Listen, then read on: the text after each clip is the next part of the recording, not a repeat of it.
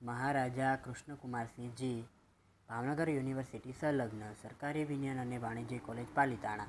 મારું નામ Makwana Khushal Ashwinbhai, semester 6, roll number 232039, enrolment number 5391230151.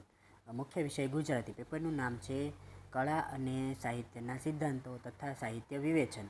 Paper number major 15, શૈક્ષણિક વર્ષ 2025-26. મારું મુખ્ય હોમ અસાઇનમેન્ટનો ટોપિક છે કે ઉપાદાનની દ્રષ્ટિએ દ્રશ્ય કળા અને શ્રાવ્ય કળાનું વિશ્લેષણ. પ્રસ્તાવના: સાહિત્ય કલામાં મુખ્ય 5 કળાઓ હોય છે અને એમાં પણ 2 પ્રકારો પડી છે કે લલિત કળા અને લલિતેતર કળા. તો લલિત કળાઓમાં મુખ્ય 5 કળાઓનો સમાવેશ થાય છે, જેમાં છે કે ચિત્રકલા, સંગીત કલા, સ્થાપત્ય કલા, શિલ્પકલા અને સાહિત્ય કલા.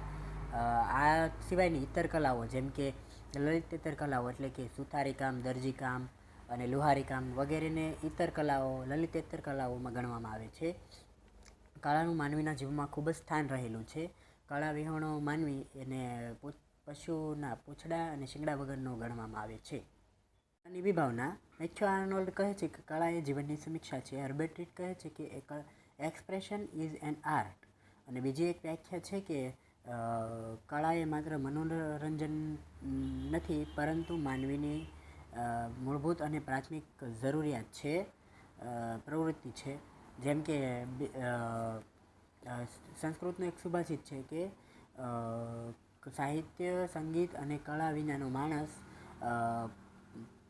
પૂંછડા અને શિંગડા વગરના પશુ સમાન ગણવામાં આવે છે.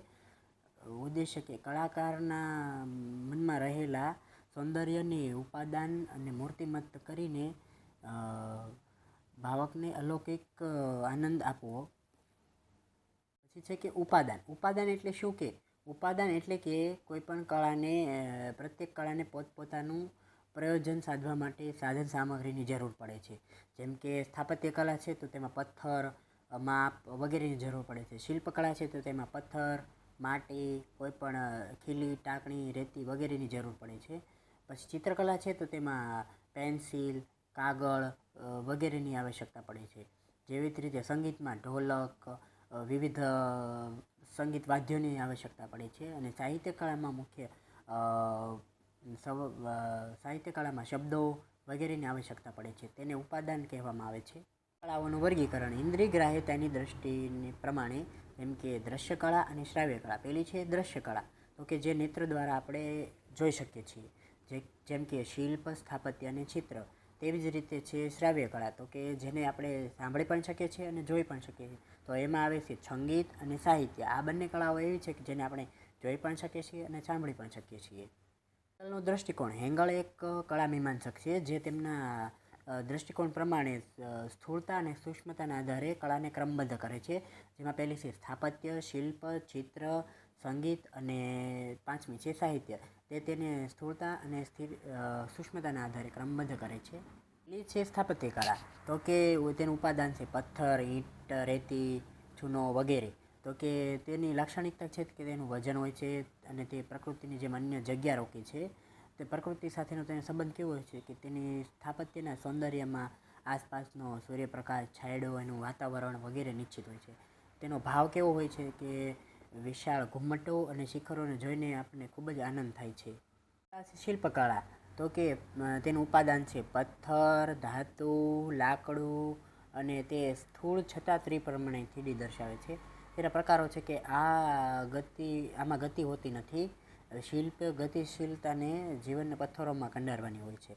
જેમ કે વિશેષતા તેની એ છે કે તેને આપણે જોઈએ તો આપણને એવો અનુભવ થાય છે કે આમાં સાક્ષાત એનું રૂપ ઉમેરવામાં આવ્યું છે. જેમ કે ભગવાન રામની મૂર્તિ અયોધ્યામાં, તો કે એને જોઈને એવું લાગે છે કે તેમાં ભગવાન સાક્ષાત રામ વસેલા છે એમ. અને તે માત્ર એક ક્ષણને પકડી રાખે છે. એ ચિત્રકળા, તો કે તેનું ઉપાદાન છે રંગ, રેખાઓ, કેનવાસ. અને તેનું કૌશલ્ય છે કે તે ચિત્રકાર પાસે ઘનતા 3D હોતી નથી, છતાં તે રંગ, રેખા અને ઊંડાઈનો આભાસ ઊભો કરે છે. તેનું આદર્શીકરણ છે કે તે ચિત્રકાર વસ્તુથી માત્ર નકલ નથી કરતો, પરંતુ તેનું મનોગ્રાહ્ય આદર્શ સ્વરૂપ રજૂ કરે છે. સંક્રમણ કે અહીં આપણે પદાર્થથી દૂર થઈને આભાસ તરફ ગતિ કરીએ છીએ. એ સંગીત કળા. આ કળાનો ઉદ્ભવ ભારતીયમાં સામવેદને સંગીતની ગંગોત્રી કહેવામાં આવે છે. મહાદેવને સંગીતની ઉત્પત્તિના નટરાજ કહેવામાં આવે છે. જેમ કે નટરાજ દ્વારા સંગીતની ઉત્પત્તિ થઈ કે મહાદેવનું ડમરું, કૃષ્ણ ભગવાનની વાંસળી વગેરેના સૂરોથી જોવા મળે છે. સરસ્વતી માતાની વીણા કે આ સંપૂર્ણપણે એક અમૂર્ત અને સ્પર્શ કરી શકાતું નથી સંગીત કળાને. તે વૈશ્વિક પર સંગીત શિક્ષિત હોય કે ના હોય પણ તે ચિત્ત પર સીધી અસર કરે છે કે સંગીત દ્વારા રોગિષ્ટ માણસ પણ સાજો થઈ શકે છે. સંગીત એક જ એવી કળા છે કે જેના દ્વારા આપણને એક પરમ આનંદનો આભાસ થાય છે. સંગીત કળાના ઉપાદાન છે કે ઢોલક, વીણા, ડમરું, બાંસળી વગેરે. સંગીત કળાના આપણા ભારતમાં પણ ઘણા એવા સંગીત આવે છે. સાહિત્ય કળા. જેમ કે આ મુખ્ય કળાઓમાં સાહિત્ય કળાને મુખ્ય ગણવામાં આવી છે કે સાહિત્ય કળામાં રહેલો તેનું ઉપાદાન છે કે શબ્દ કે આ સૌથી ઓછું ભૌતિક અને સૌથી વધુ શક્તિશાળી માધ્યમ છે. કે સર્વોપરી શબ્દ માત્ર ધ્વનિ નથી, એ પ્રતીક છે એમ. ક્ષમતા કે જે સંગીત ચિત્ર નથી કરી શકતું તે શબ્દ કરી શકે છે. હેંગલના મતે કે મનની અભિવ્યક્તિનો શબ્દ શ્રેષ્ઠ માધ્યમોથી કવિતા શ્રેષ્ઠ છે એમ. ત્યાંથી મનોગમ્ય સુધી તો કે આ કાન માત્ર સાધનો છે. કળાનો સાચો આસ્વાદ તો ચિત્ત દ્વારા લેવાય છે. તાજમહેલ હોય કે પછી મેઘદૂત, આ બધાનો કળાઓનો અંત તો વિચાર અને ભાવોનું પ્રતીક છે.